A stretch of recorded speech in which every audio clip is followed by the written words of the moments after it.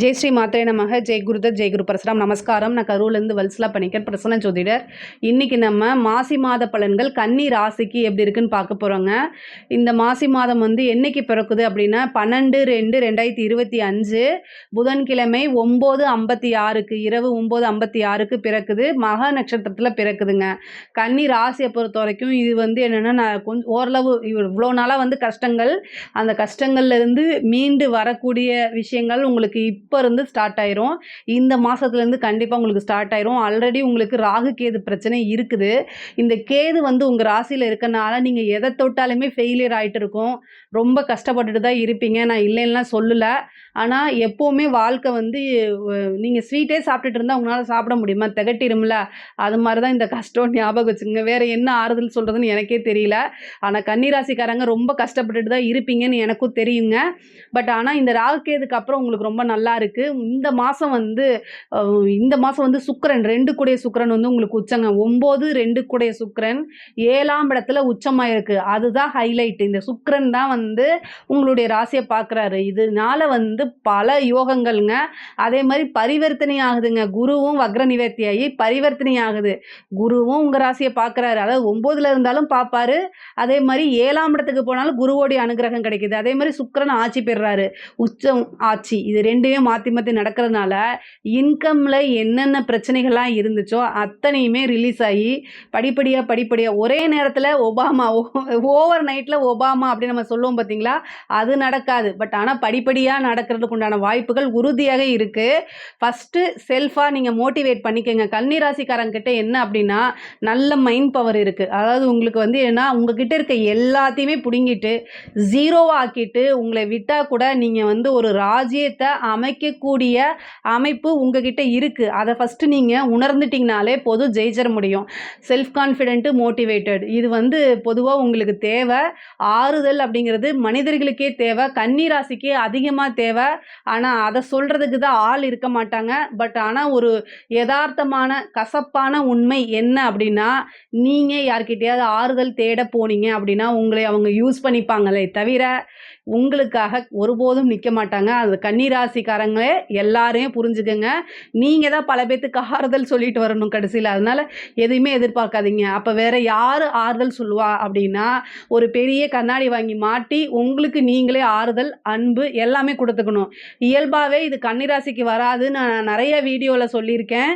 So நீங்கள் எதிர்பார்க்காதீங்க. யாருக்கிட்ட இருந்தும் உங்களுக்கு அன்பை எதிர்பார்க்காதீங்க.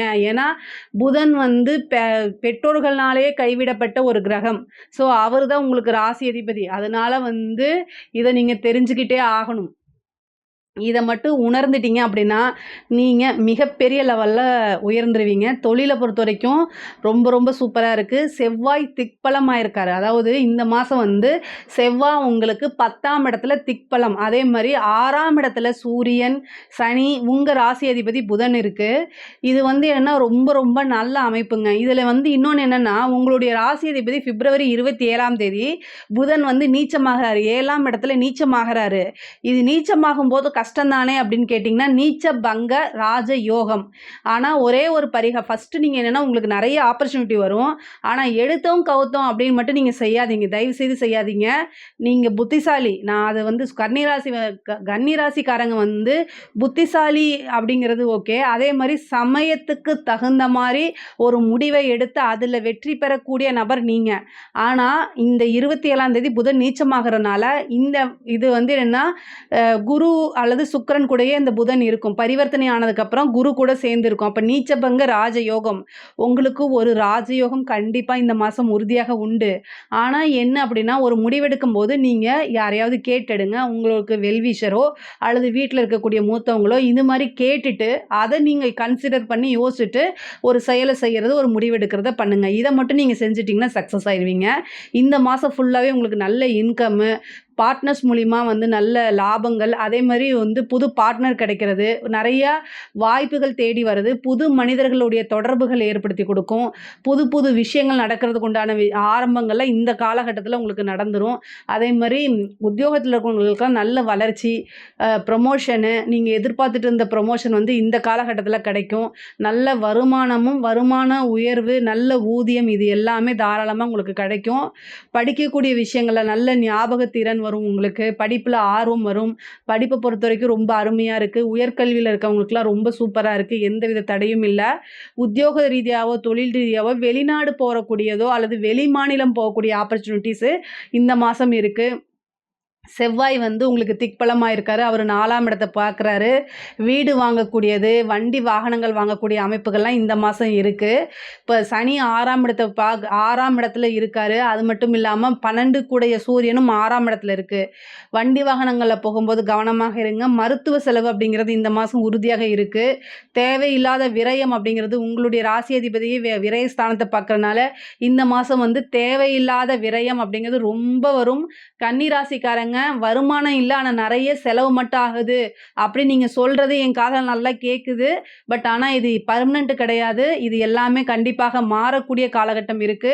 இஷ்ட தெய்வ வழிபாடு பண்ணுங்க. குலதெய்வ வழிபாடு பண்ணுங்க. உங்களுக்கு 4 குடையவர் பாதகாதிபதியா இருக்கனால கன்னி ராசிக்காரங்களுக்கு நெறைய பேத்துக்கு குலதெய்வ தோஷம் இருக்கு. ஸோ அதனால குலதெய்வ வழிபாடு பண்ணி குலதெய்வத்த அனுகிரகத்த வாங்க வாங்க உங்களோட வாழ்க்கையும், குடும்பமும், குலமும் செழித்து நிற்கும். அதனால தெய்வ வழிபாடு தான் நீங்க பண்ணணும். தெய்வத்தை நம்புங்க. உங்களுக்குன்னு சில சர்க்கிளை வச்சுக்கோங்க. அவங்களுக்கு உதவி பண்ணுங்க. முன்னேற முடியும் கண்டிப்பாக. கலைத்துறை சார்ந்தவங்களுக்குலாம் இது நல்ல அபார வளர்ச்சிங்க. கோர்ட்டு கேஸு பிரச்சனைகள்லாம் இருக்குது அப்படின்னா கண்டிப்பாக அதுலேருந்து உங்களுக்கு நிவர்த்தி கிடைக்கிறதுக்கு வாய்ப்பு இருக்குது. ஒரு புதையல் அப்படிங்கிறது இந்த மாதம் வந்து உங்களுக்கு உறுதியாக கிடைக்கிறதுக்கு வாய்ப்பு இருக்குது. நீங்கள் முன்னேறி போகக்கூடிய காலகட்டங்கள் தான். இவ்வளோ நாள் இருந்த கஷ்டங்கள்லாம் வந்து கொஞ்சம் கொஞ்சமாக முடிவுக்கு வரக்கூடிய காலகட்டம் தான். அதை நினச்சிக்கிட்டு இந்த மாதம் எல்லாமே நீங்கள் அதாவது நகர்த்தி கொண்டு போகணும். நம்மளுடைய வாழ்க்கையில் எதையாவது நகர்த்தணும் அப்படின்னா நமக்கு இனிமையான நினைவுகளோ அல்லது எதிர்காலத்தில் நம்ம ரொம்ப நல்லா இருப்போமோன்னு நினச்சிட்டு என்ன செய்யணும், மூவ் ஆன் பண்ணி போகிறது ரொம்ப ரொம்ப நல்லது. பொதுவாகவே இந்த கேது இருக்க வரைக்கும் கொஞ்சம் இப்போ ஸ்ட்ரகிள்ஸோ அல்லது தடை தாமதமோ இருக்க தான் செய்யும். பட் ஆனால் அது எல்லாத்தையுமே நீங்கள் வந்து விநாயகர் வழிபாடு மூலிமா கண்டிப்பாக மாற்றிக்க முடியும். ஒரு விஷயம் செஞ்சோன்னே உங்களுக்கு சக்ஸஸ் கிடைக்கும். அது நல்ல அமைப்புகள். அரசாங்க உத்தியோகத்தில் இருக்கவங்கலாம் ரொம்ப நல்ல ஆப்பர்ச்சுனிட்டிஸு, அதாவது ஜாக்பாட் அப்படின்னு சொன்னால் அரசாங்க உத்தியோகத்தில் இருக்கவங்களுக்கு தான். அரசியல்வாதிகளுக்கும் இது ரொம்ப சூப்பர். சுக்கிரன் உச்சமான காலகட்டங்கள்னால உங்களுடைய பேர் புகழ் எல்லாமே பரவும். பெரிய பதவி அப்படிங்கிறது திடீர்னு கிடைக்கும். ஒரு இடத்துலேருந்து இன்னொரு இடத்துக்கு மாறதுக்கு உண்டான அமைப்புகள் கன்னிராசிக்கு இருக்குது. வீடு வாங்குறதுக்கு உண்டான அமைப்புகள்லாம் இருக்குது. வாகனத்தில் போகும்போது ரொம்ப ரொம்ப கவனமாக போகணும். கடன் ரீதியான பிரச்சனைகள் நிறைய பேத்துக்கு வரதுக்கு வாய்ப்பு இருக்குது. முருகன் வழிபாடு பண்ணுங்க. நரசிம்மர் வழிபாடு பண்ணுங்க. கடன் ரீதியாக ரொம்ப கழுத்தை நெரிக்கிற அளவுக்கு கஷ்டங்கள் அந்த மாதிரி யாருக்காவது இருந்தால் செவ்வாய்க்கிழமை ராகு காலத்தில் நரசிம்மருக்கு வந்து பார்த்திங்கன்னா பானகம் வைத்து வழிபாடு பண்ணுங்க. ஏன்னா இந்த மாதம் 6வது இடமாக கடனை குறிக்கக்கூடிய இடத்துல வந்து சூரியன் புதன் சனி இருக்குது. 6ஆம் இடம் ரொம்ப வலுத்திருக்கனால எதிரிகள் உங்களுடைய எதிரிகளுக்கெல்லாம் கொண்டாடக்கூடிய காலகட்டம் தான். ஆனாலும் நீங்கள் அமைதியாக போங்க. ஆனால் உங்களுக்கு நல்ல காலகட்டம் அதாவது அடுத்த மாதமே அதாவது அடுத்தடுத்த நீங்கள் மூவ் ஆன் பண்ணி போகிறதுலையே வருது. இனி வர காலகட்டங்கள் எல்லாமே உங்களுக்கு ரொம்ப ரொம்ப நல்லா இருக்குது. கன்னி ராசிக்கு ரொம்ப சூப்பராக இருக்குது. எந்த ஒரு விஷயமே சமாளிக்க முடியும். சாதுரியமாக கையாளக்கூடிய நபர் தான் கன்னி ராசிக்காரங்க. அதனால் ரொம்ப நல்லா இருக்குது. எதை பற்றியுமே யோசிக்காதீங்க. எந்த ஒரு விஷயத்தை பற்றி யோசிக்காதீங்க. முக்கியமாக நடந்து முடிந்த கசப்பான விஷயங்களை பற்றி யோசிக்காதீங்க. இனி நம்ம எப்படி இருக்கணும், ராஜ வாழ்க்கை வாழக்கூடிய அமைப்புகள் உங்களை நோக்கி வருது. அதை மட்டும்தான் உங்கள் மைண்டில் இருக்கணும். இவ்வளோ நாளாக நீங்கள் பட்ட கஷ்டங்களுக்கு இந்த மாதத்தில் பிள்ளையார் சொல்லி போடுற மாதிரி விநாயகருடைய அருளாலையும் பெரும் கருணையினாலுமே உங்களுக்கு நல்ல அமைப்புகள் உறுதியாக உண்டுங்க.